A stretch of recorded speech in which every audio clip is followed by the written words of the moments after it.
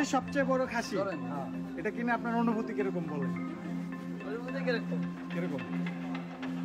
রাজধানীর সাদিক অ্যাগ্রো থেকে 12 লাখ টাকায় ছাগল কেনা মুশফিকুর রহমান ইফাত জাতীয় রাজস্ব বোর্ডের এনবিআর কর্মকর্তা মতিউর রহমানেরই ছেলে।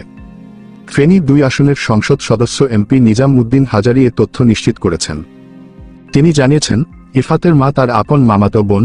ছাগলকাণ্ডে ভাইরাল হওয়ার পর মতিউর রহমান দাবি করেছিলেন ইফাত তার সন্তান নয়। আজ বৃহস্পতিবার বিকেলে ইফাতের বিষয়ে জানতে চাইলে নিজাম উদ্দিন হাজারী বলেন, এইটা সঠিক, ওইটা ছেলে ইফাত মতিউর রহমানের ছেলে। মতিউর রহমানের দ্বিতীয় স্ত্রীর ছেলে ইফাত।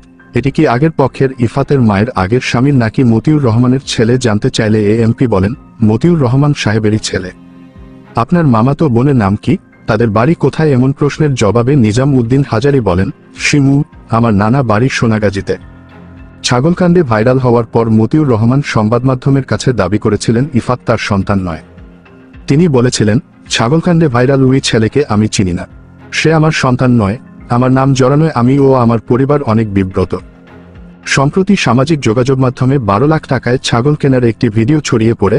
এতে দেখা যায়, একটি ছেলে ছাগলটিকে ধরে রয়েছে, তার পাশেই দাঁড়িয়ে আছেন সাদিক অ্যাগ্রোর কর্ণধার মোহাম্মদ ইমরান হোসেন। বিটল প্রজাতির ওই খাসিটির দাম 15 লাখ টাকা চেয়েছিল সাদিক অ্যাগ্রো। পরে ইফাতের সঙ্গে 12 লাখ টাকায় বিক্রির চুক্তি হয় তাদের। সাদিক অ্যাগ্রোর কর্ণধার মোহাম্মদ ইমরান হোসেন জানান, আলোচিত যুবক ইফাত 1 লাখ টাকা দিয়ে ছাগলটি বুক করেছিলেন। এখন পর্যন্ত তিনি পুরো টাকা পরিশোধ করে ছাগলটিকে খামার থেকে নিয়ে যাননি।